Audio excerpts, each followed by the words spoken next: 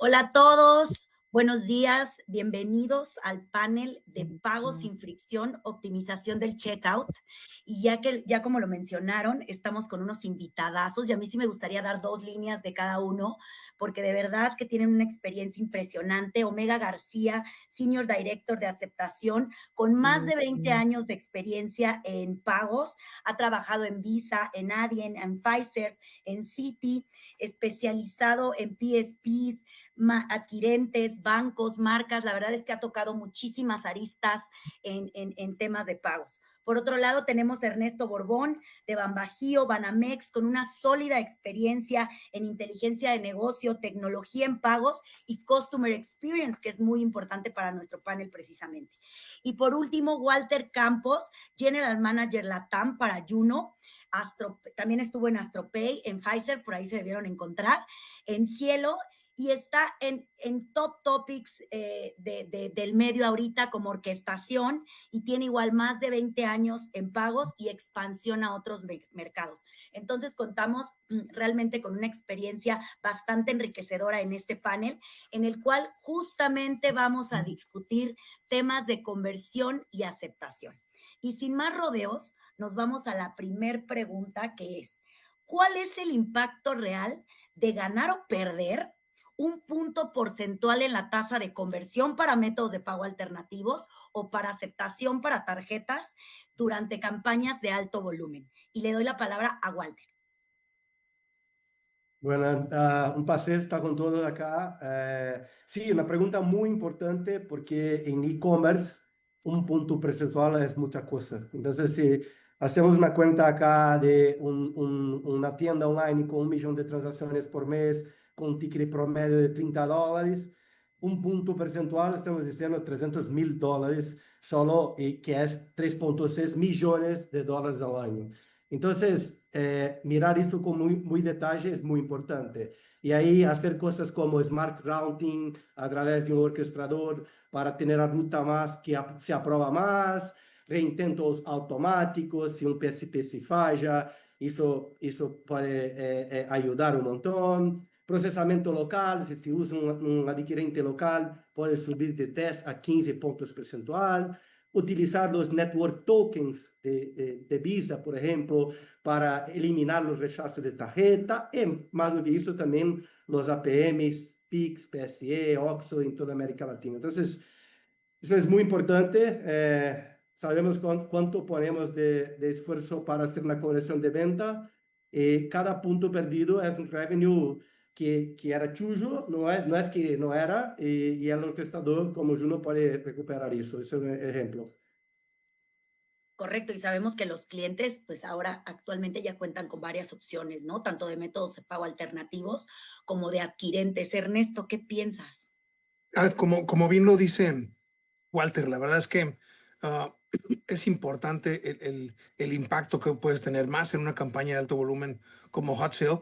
Eh, Sin duda pueden ser miles o millones de pesos perdidas. Y cuando vemos que no todas las declinaciones son por falta de fondos, sino por más bien falta de configuración, falta de conversión, ¿no? Eso es lo que necesitamos.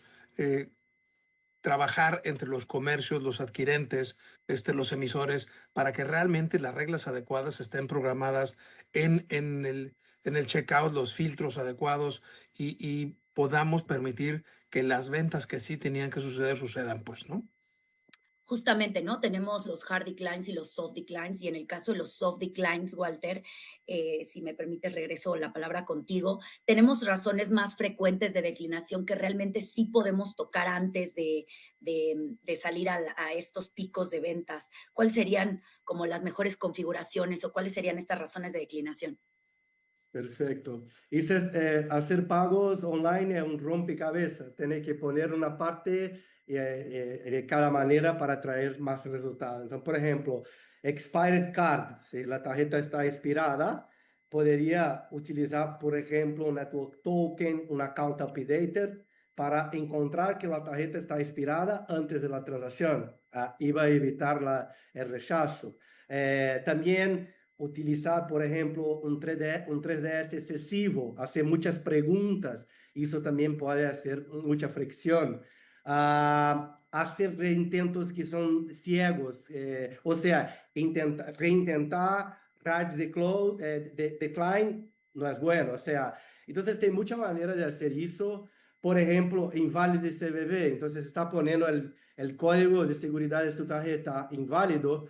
Hoy, por ejemplo, en Juno tenemos agente de inteligencia artificial que se llama el usuario y se manda una mensaje de WhatsApp para decir que está poniendo el código de seguridad con error. Entonces, existen muchas maneras de evitar eso. Perfecto. Cuando hablamos de priorización de métodos de pago, cuando ya nos vamos puramente al checkout, ¿cómo le hacen ustedes o cómo recomiendan ustedes hacer el desarrollo y la integración de esos métodos de pago? ¿Con base en qué? Adelante, Ernesto, si nos puedes ayudar en esta.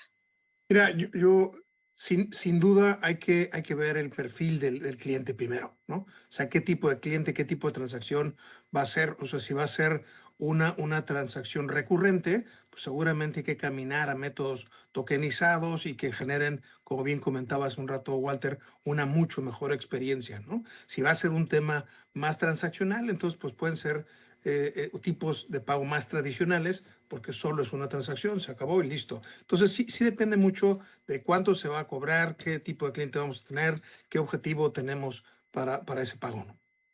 Correcto. Justamente en el estudio de Payment Journey, donde vemos la experiencia de clientes, dice que deben hacer sentido los métodos de pago en el orden que reciben el número de ventas, ¿no? No necesariamente como nos guste verlo, sino como la gente te compre, y esos mismos métodos de pago deben de estar disponibles en la página principal como se muestren, para que creas esa confianza con el cliente. Evitar Ahora integrarlos vámonos, perdón, y evitar integrarlos por moda, ¿no? O sea, que realmente claro. sea porque Es verdad. para el comercio, para la transacción, para el tipo de clientes que vamos a atender, pues haga sentido, ¿no? Totalmente, Perfecto. totalmente basado en volumen, basado en las capabilities de cada uno de los productos, de los métodos de pago, perdón. Bueno, ahora sí vámonos a hablar puramente de la temporada de hot sale, ¿no? Que es la que nos interesa y son estos picos de volumen que tenemos. Omega, esta va para ti. El volumen de transacciones sabemos que se multiplica. ¿Qué ajustes en infraestructura debemos hacer como comercios antes del evento para no perder estos picos de volumen? Gran pregunta, Timina. Básicamente la infraestructura es uno de los componentes más importantes que tenemos.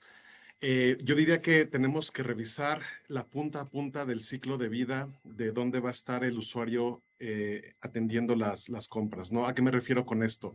Desde la entrada, la parte web o las aplicaciones. Hoy en día ya todo está conectado a través de APIs, entonces asegurarnos que el servicio que nos va a entregar estas APIs también está puesto en forma y está optimizado. Las bases de datos, que es fundamental, donde corren todas las transacciones.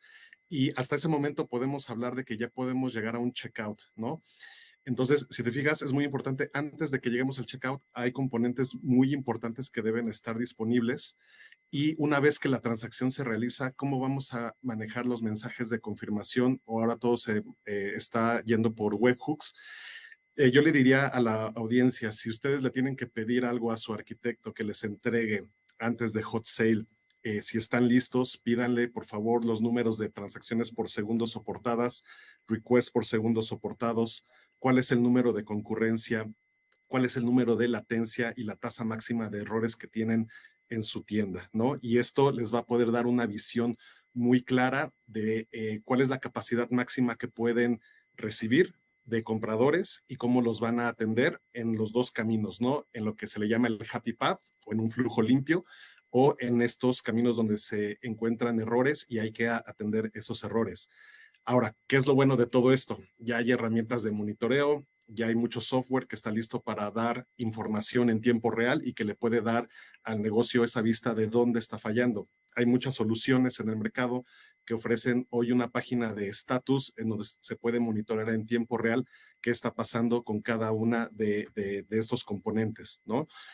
Y algo que no hay que dejar fuera y que es muy importante es la parte de los canales de atención.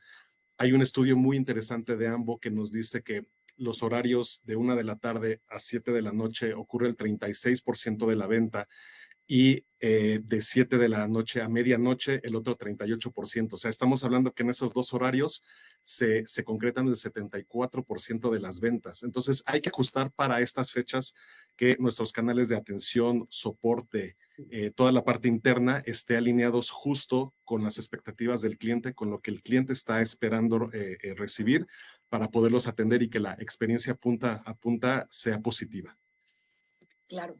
Importante es tocar estos temas que para algunos que somos más comerciales nos resultan bastante incómodos, pero son totalmente necesarios, ¿no? Que tengan que ser medibles, que sepamos el impacto que va a tener y no solamente llegar sin haber tenido esta preparación técnica y de infraestructura. Cuando hablamos, dime, Temida, adelante. se me permite, por Por favor, supuesto. tengo un ejemplo muy simple do que Omega habló hace un par de minutos. Por ejemplo, en Juno existe un servicio llamado Monitors que prácticamente hace la monitoría de todas las transacciones en tiempo real y se cambia la ruta en caso de que tenga algún problema. Entonces, estoy dando como ejemplo para todos que están oyendo a nosotros acá, porque ya existe, no es una cosa que estamos creando ahora, ya está en el mercado. Justamente eso creo que fue un gran salto a nuestra siguiente pregunta, quiero hablar un poco de la adopción en México, sobre todo de features como One Click, One Click Checkout o cómo la tokenización reducen el abandono. Omega, tú que estás en Visa y tiene el top de estos productos, ¿nos puedes contar un poco más? Sí, es un gran punto, Timina, porque lo que hemos visto es que cuando llegas al checkout, si hay tareas repetitivas o monótonas para el comprador, tiende a abandonar el carrito, ¿no? Y sabemos que el carrito abandonado es un gran factor que siempre es medido y está presente en cualquier experiencia de compra online. Entonces, hay dos soluciones, son agnósticas, son de industria, que ayudan a los comercios definitivamente. Y ahorita les comparto un poco más de data, pero básicamente el primero se llama Click to Pay. Este producto es industria, es agnóstico, soporta a las múltiples marcas que hoy en día operan en México y lo que elimina es la captura manual repetitiva de la tarjeta, ¿no? Justamente lo que todos queremos llegar a nuestro checkout y que nuestro método de pago preferido esté disponible, esté almacenado de manera segura. Hay soluciones que ayudan a los comercios a eliminar el riesgo PCI de que se expongan datos y que existan números de tarjeta almacenados de manera incorrecta. Entonces, Click to Pay ayuda mucho a eso y a construir una experiencia de checkout mucho más fluida para los compradores. Y la otra parte de la tokenización que también es muy importante y esto en México es algo muy interesante porque estamos en un momento de transición. La mayoría de los comercios que almacenan datos de tarjeta de manera segura lo hacen a través de una tokenización propietaria. Ahora el mercado ya lleva unos años moviéndose hacia lo que se le conoce como tokens de red o tokens de marca, donde estos tokens están gestionados de manera central por las distintas marcas que operan en México. ¿Y qué es lo que permite esto?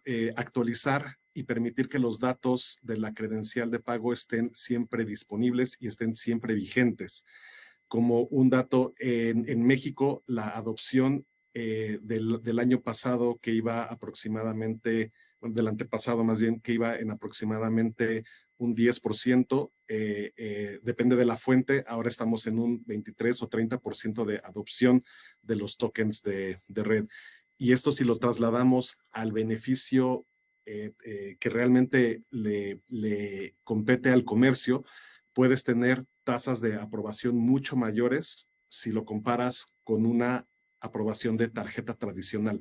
Entonces, estos dos elementos son importantes que el comercio los considere en su estrategia y en su iniciativa de cómo llevamos la digitalización y cómo ayudamos a los compradores a que puedan reducir justamente la fricción en el checkout por medio de estas dos herramientas que son agnósticas, son de industria y lo más importante, le ayudan al comercio a reducir temas de riesgo muy importantes al momento de hacer el checkout.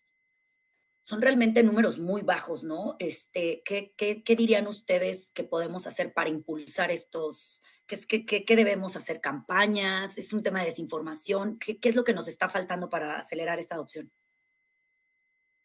Sí, ahí creo que es un tema de priorización. Ok, Recordemos que todos formamos parte de un ecosistema y hay que priorizar múltiples iniciativas en el checkout, ¿no? Y ahorita me gustaría muchísimo escuchar a Ernesto y a Walter sobre qué es lo que puede estar deteniendo esto, pero implica un cambio en tu checkout donde necesitas poner más de tres, bueno, voy a llamarlo así, ¿no? Tres jugadores, ¿no? El dueño de la tarjeta, el dueño del checkout, el dueño del comercio como plataforma, y que entre ellos puedas hacer esta orquestación o puedas hacer esta gestión correcta de la solución para que tu checkout quede de una manera realmente bien construida y que puedas aprovechar las bondades de estas herramientas.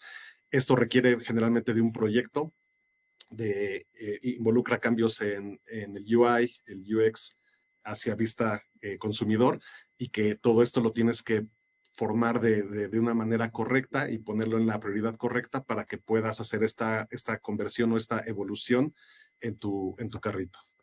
buenísimo. Pues justamente aquí le preguntaría a Walter que nos ayude a entender cómo funciona la orquestación de pagos en la práctica, ¿no? ¿Cómo rediriges una transacción? ¿Cuál es la lógica que está por detrás y qué resultados concretos nos genera? Perfecto. Primero, antes de contestar esa pregunta, sobre los tokens de red, Ah, pienso que un poco de las dos cosas, un poco de hace falta la información. En el pasado, hacer una integración de un token de red era muy difícil y hoy no es, hoy es sencillo. Hoy con el orquestador hace el token de red agnóstico, como Omega dice, sin hacer una codificación. Entonces es más información porque hoy ya existe una manera de hacer de una manera muy simple. Sobre orquestación de pagos, un orquestador es una capa de tecnología, un SaaS, un Software as a Service, que se queda entre la tienda online y todos los proveedores de pagos. Entonces es una integración única que se hace más. Por verdad es que con Juno se hace una integración para todo el mundo. Se quiere procesar pago del otro lado del mundo en la misma integración. Y se brinda eso con más de 1000 métodos de pagos. Entonces, hace una integración única. En el pasado tenía que hacer una integración uno a uno para cada método de pago. Entonces, la orquestación ayuda en eso, es un punto. Pasa a ser como si fuese su GPS para manejar sus pagos. Ayuda con fallas, monitoreos. Se tiene una falla porque un PSP está con algún problema, se cambia automáticamente para el segundo PSP. Entonces, el resultado de eso es más aprobación, más disponibilidad, menos costo, más visualización de data, porque se ve la data en tiempo real en el dashboard. Entonces, cambia mucho la manera como manejamos pagos.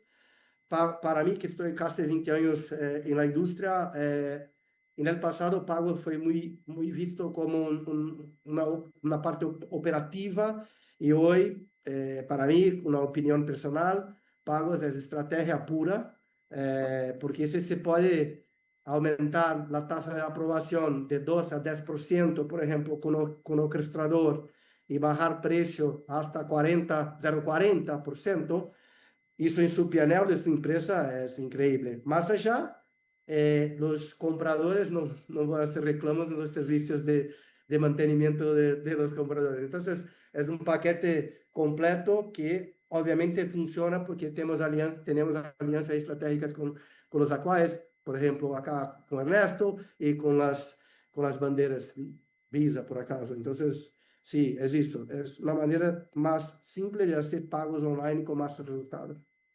buenísimo. Y hablamos un montonal siempre de tarjetas, ¿no? pero a mí me gustaría que nos dieras un poco de visibilidad de aquellos métodos de pago alternativos como OXXO, Paynet, Wallets, Buy Now, Pay Later, ¿no?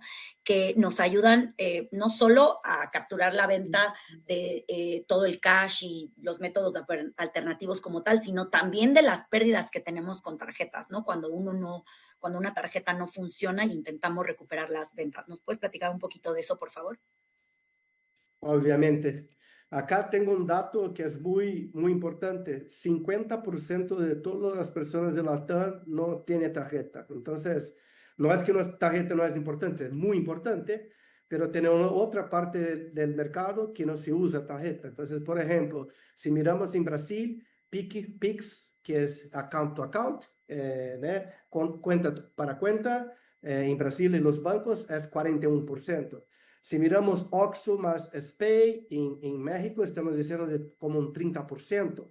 Si miramos PCI en Colombia, como 28%. Entonces, no es que uno es mejor que otro, ellos son complementarios y tienen que estar. La verdad es que no decidimos con qué tipo de pago que el comprador va a pagar. Entonces, deberían mantener, como dice muy bien Ernesto cuando empezamos, todo aquilo que es relevante en el checkout. Entonces, no tener un Pix, un OXXO, un SPAY, un PSE, por ejemplo, estaba perdiendo mucha plata.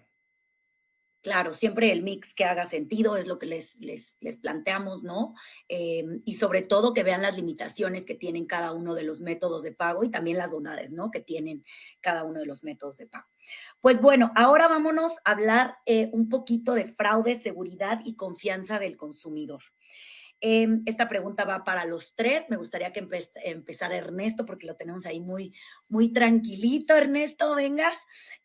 ¿Cómo equilibramos la prevención de fraude con la experiencia de compra? Sabemos que más fricción en el checkout, más layers, ¿no? Antes del procesamiento de pago, pues reduce también la aceptación o conversión, dependiendo de qué hablemos. ¿Qué opinas?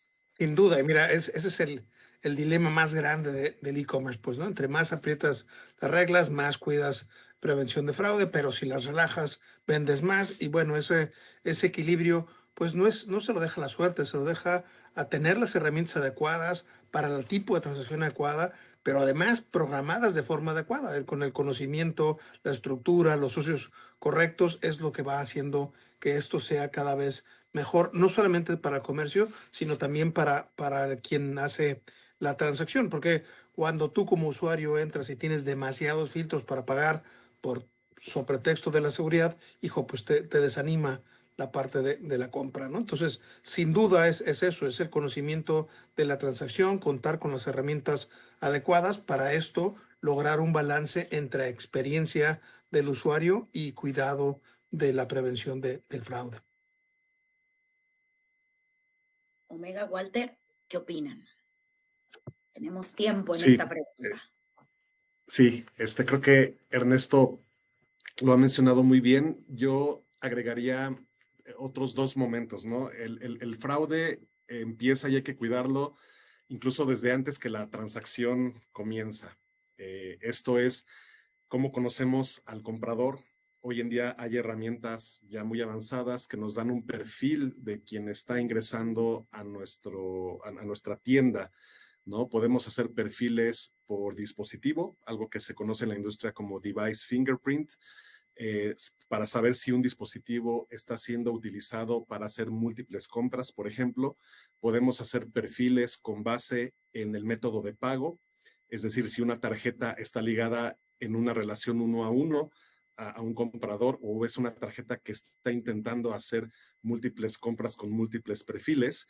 Y a esto le podemos ir sumando diferentes elementos, inclusive antes de que la transacción se lance a autorizar, ¿no? O sea, yo estoy hablando incluso cuando el comprador está navegando por nuestro sitio o por nuestra app, que podemos ir colectando múltiples datas desde la IP, localización, como lo mencionaba, ¿no? El tipo de dispositivo, y podemos ir construyendo un perfil de confianza o no para ese comprador.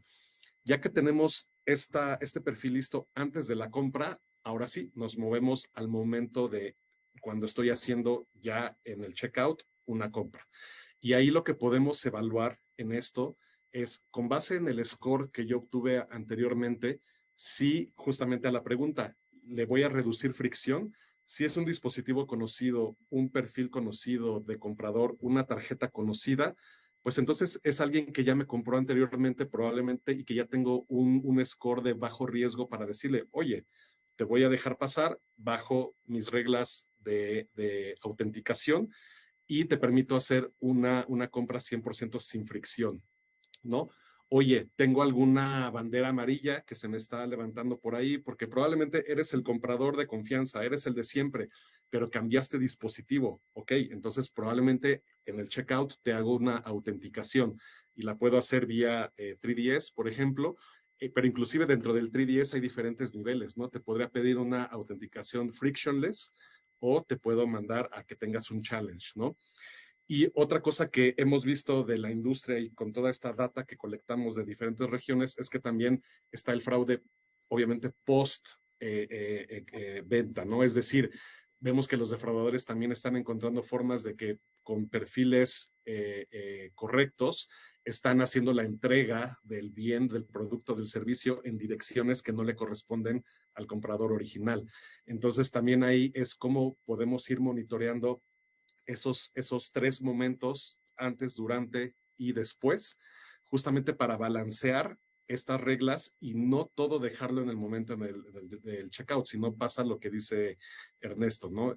Pones tantos candados, quieres hacerlo tan seguro que obviamente la fricción bota y ahí probablemente tengas algún descontento por parte del comprador o tengas un abandono de que cuando de plano dices, o sea, sí soy yo, ya me intenté autenticar y simplemente no puedo comprar, entonces mejor dejo esta tienda y me voy a la siguiente, ¿no? Entonces, cuidando esos 3 momentos, creo que podemos lograr un balance muy, muy bueno que tanto sea bueno para las métricas de negocio en cuanto a ventas, como para las métricas del área de prevención de fraudes, que pues es obviamente cuidar al negocio de las malas personas que están allá afuera y quieren hacer una compra no legítima. Claro, y que esas malas personas vienen preparadísimos, ¿no? A veces hasta mejor que los que llevamos los e-commerce. Entonces, hay que estar listo. Walter, ¿qué opinas? No, tanto Ernesto quanto Omega contestaron muy bien esta pregunta. La verdad es que es un problema de matemática, donde tenemos 1% que son fraudadores y 100% que tenemos que aprobar. Entonces, conocer bien su cliente, utilizar, por ejemplo, un 3DS selectivo, como dice Omega, poner el 3DS donde realmente es necesario, hacer análisis de pre la compra o antes de la transacción, y ahí tiene muchas herramientas de mercado de prevención a fraude que podría usar. Yo soy un big fan de Network Token. Para mí el Network Token, o token de red cambia mucho el e-commerce por más seguridad y también por más aprobación. Entonces, si tienen un usuario, un comprador que ya tiene el token de red guardado en su tienda, como dice Omega, con toda, que ya con device fingerprint, que ya conoce todo usuario, ese usuario debería tener una transacción, una compra frictionless, sin fricción. Entonces, y utilizar muy bien esos datos y conocer bien su negocio. Así, muchas veces pienso que cuando se van a poner reglas de prevención a fraude, no miran los clusters que tiene cada tipo de comprador, porque ellos son diferentes. Si un comprador está haciendo una compra, primera compra, una tarjeta nueva, y con un alto valor, es completamente diferente de un comprador que está haciendo una compra con una tarjeta ya tokenizada, con una frecuencia de compra, el riesgo es muy más bajo. Entonces, tener eso dentro de su panel, su dashboard, y poder manejar eso con reglas y también utilizar todas las herramientas posibles del mercado. Tiene mucha cosa positiva del mercado para se utilizar. Si a mí me hubieran preguntado hace 8 o 10 años, ¿no? De 3D Secure, les hubiera dicho que no, porque mi experiencia había sido sumamente mala, ¿no? y a lo largo del tiempo y en las actualizaciones que ha tenido, ahora recomendación pura es, claro que sí, apalánquense de ese tipo de herramientas, sobre todo aquellos comercios que no tienen la capacidad de estar contratando tantas herramientas de prevención de fraude, tantas listas, tantos mails, check-in, etcétera, etcétera.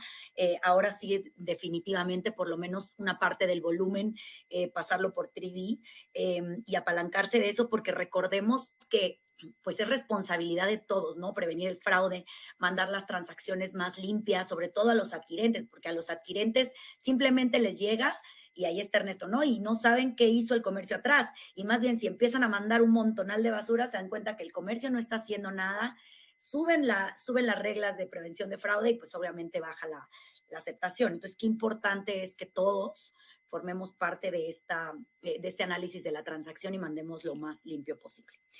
Y bueno, por último, bueno, casi último, si ustedes fueran el director de e-commerce y tuvieran que hacer un solo cambio en el checkout previo a Hot Sale, ¿cuál sería? Si quieres empezar, Ernesto.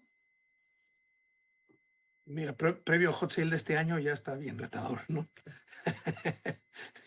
Ya está muy retador, pero haciendo 2 pasos para atrás, sin duda diría, hay que poner foco en hacer un análisis muy preciso de los motivos por los cuales perdemos o se pierden transacciones. Creo que ahí es, porque esto no es una receta igual para todos, pues cada quien tiene sus propios retos, sus propios enfoques, sus propias herramientas que adoptar, porque a lo mejor ya tienen las herramientas y no están programadas adecuadamente, o a lo mejor no tienen las herramientas, o tienen las herramientas no adecuadas para el perfil de su comercio. Entonces yo diría, pensando que hay tiempo, a lo mejor para Hot Sale de otro año, ¿no? Pero este está más complejo. De todos modos vale la pena echar un zoom y ver qué es lo que está haciendo que se caigan estas transacciones en el checkout y tratar de adecuarlas a la brevedad. Porque independientemente pues de Hot Sale, que sí sin duda es alto volumen, pues al final es un conocimiento que aplica para el resto del año. Omega. Gran pregunta, porque como dice Ernesto, ya estamos, pero si estuviera en ese escenario donde tuviera que hacer un cambio, yo lo enfocaría a que la parte de promociones para el comprador, para el consumidor final, sea muy clara. Recuerdo estar en checkouts donde ellos, el mismo checkout es el que te dice, oye, si te llevas otro producto, accedes a este porcentaje de descuento. Oye, te recuerdo que de los productos que llevas, le aplica este cupón, te lo aplico. Oye, te recuerdo que si estás comprando esto y pagas con el otro, accedes a meses sin intereses, ¿no? Por ejemplo, sin yo pedirlo. Y esos checkouts creo que son los que siempre he regresado o los que mantengo como en un lugar especial de mi corazón, porque sé que me pusieron esta información frente a mí sin yo no tener que buscarla o irme a una página que tiene códigos de descuento y encontrar el que me sirve este día específicamente o hacer la combinación mágica para obtener un descuento, ¿no? Entonces, esa sensación que te deja a ti como consumidor, el que estás yendo realmente a las promociones, que el comercio se preocupa por lo que estás comprando, que te conoce, que ya analizó un poco qué te estás llevando y te recomienda hacia dónde ir. Yo, si pudiera hacer ese cambio, lo haría súper enfocado en hacer que la experiencia de promociones fuera algo realmente positivo para el comprador final, ¿no? Si me dieran un cambio, yo lo pondría en ese. Walter. No, para mí, pienso que tener multiproveedor activo es muy importante. Si tiene solo un proveedor, puede pasar algo con su proveedor. Entonces, es muy importante porque los picos de ventas son grandes y también hacer monitoreo en tiempo real, obviamente. Poner más métodos de pagamento, los APMs, pero eso depende mucho de la infraestructura. Si está con la infraestructura, por ejemplo, de un orquestador, hace todo eso sin hacer codificación. Entonces, si es un cliente que ya está en un orquestador, es mucho más drag and drop, solo elegir todo eso. pero yo enfocaría la parte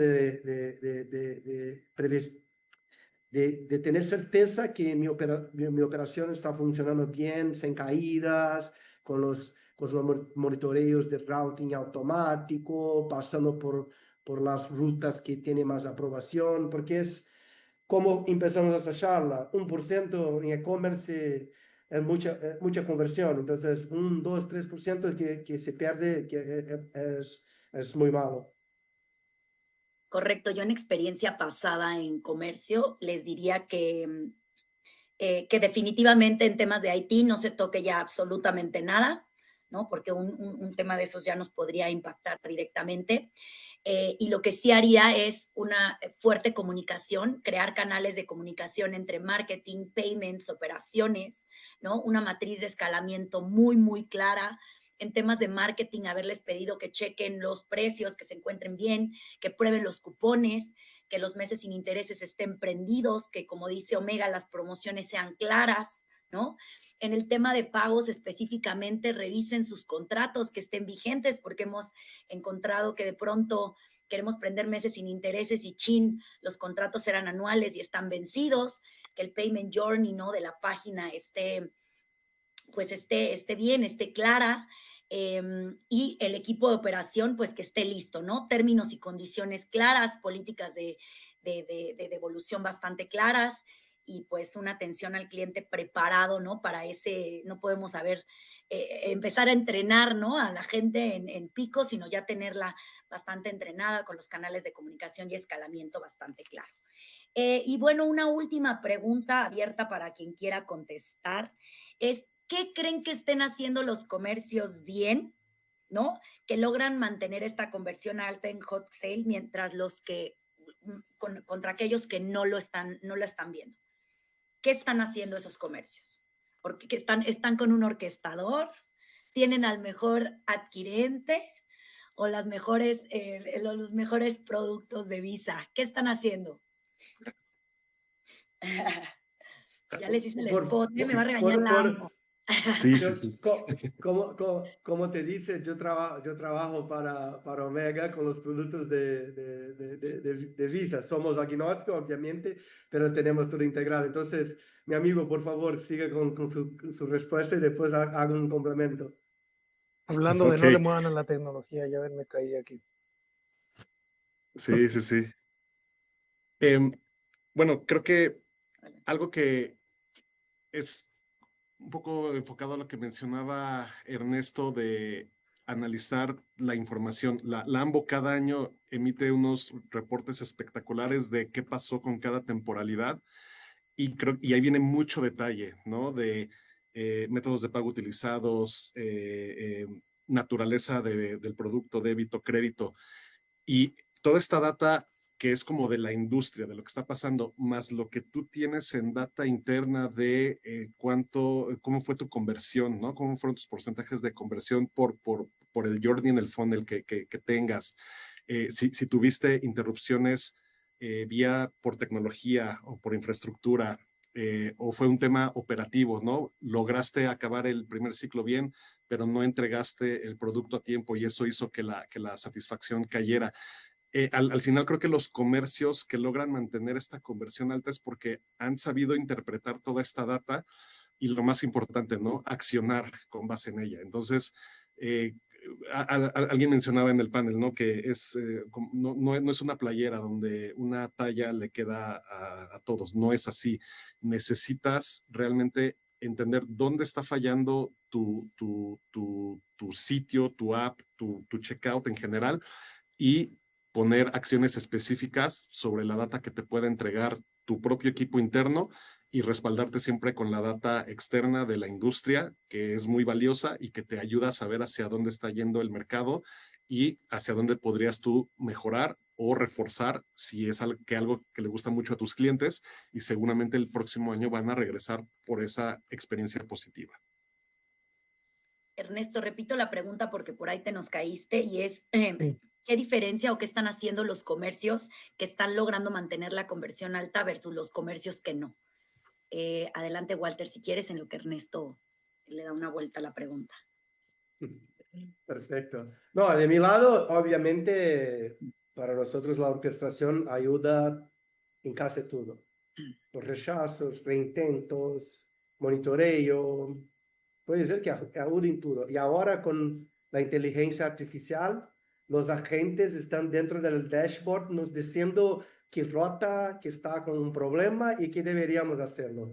Eso ya existe, ya tenemos eso en Juno. Entonces, obviamente que es un ecosistema que se completa, pero pienso que la orquestación es clave porque resuelve un problema que existe en e-commerce por lo pasado 20 años de integración, de monitoreo, de mantenimiento del servicio alto, de aprobación, de fraude. Entonces, es un paquete bien completo. Entonces, no puedo dejar de contar eso acá. No porque estoy representando No, un correcto. orquestador, pero la verdad es que eso acá es informativo. Tenemos que contar para el mercado que existe. Entonces, pienso que la orquestación sería algo interesante. Y las ventajas de dejar a los expertos hacer lo que hacen, ¿no? De pronto el merchant que venda su producto, ¿no? Y nosotros apoyarlo en la parte que necesite. Ernesto, ¿algún comentario? Ya estamos a 3 minutitos de cerrar el panel. Sí, con todo gusto. Mira, yo creo que solo sumarizar lo que bien comentan Omega y Walter, pues, ¿no? O sea, el conocer, el tener experiencia, el hacer el post-mortem de estas experiencias pasadas, ¿no? Termina un ciclo fuerte, hay que detenerse, entender, aprender, corregir hacia adelante, agregar elementos y como bien comenta Walter, pues, tener planes B, pues, tener alternativas de lo que suceda, asegurar. El reto más importante, el objetivo más relevante es hacer que la transacción pueda suceder. Entonces, eso siempre debe ser el objetivo, pues, ¿no? Para que las ventas sucedan y los esfuerzos sean exitosos. Correcto. Y yo para cerrar el panel le diría a todos los que nos están escuchando que sería tener al socio correcto, no necesariamente al más grandote o al más chiquito o al que, no, yo me iría a tener el socio correcto para mí, aquel que me atienda, aquel que le diga, oye, quiero hacer esto y me escuche, cuáles son mis razones de declinación, porque de repente tenemos, y les comento porque veo los diferentes ejemplos, porque damos clases en la AMBO, ¿no? Que me dicen, es que yo estoy con fulanito y tal, pero en la vida he hablado con ellos. No, pues es que tal vez no es tu socio correcto, porque tú necesitas a alguien que te escuche, alguien que te ayude a mejorar tus tasas de aceptación, que te ayude a decirte cuál es el checkout que más te conviene, ¿no? Entonces, yo sí recomendaría que se hablen, que hagan este benchmark de pagos, que también la AMBO por ahí lo promueve bastante en las aulas que tenemos, y buscar al socio correcto, al socio que te haga fit. Pues muchísimas gracias a todos, me encantó tenerlos, ya lo conocía a varios de ustedes. Muchísimas gracias por el tiempo y muchísimas gracias a la audiencia y a la AMBO por siempre promover estos espacios para mejorar, ¿no? En los distintos temas de nuestra industria. Adelante, AMBO. Gracias, Walter, Omega, Ernesto. Un gusto estar aquí.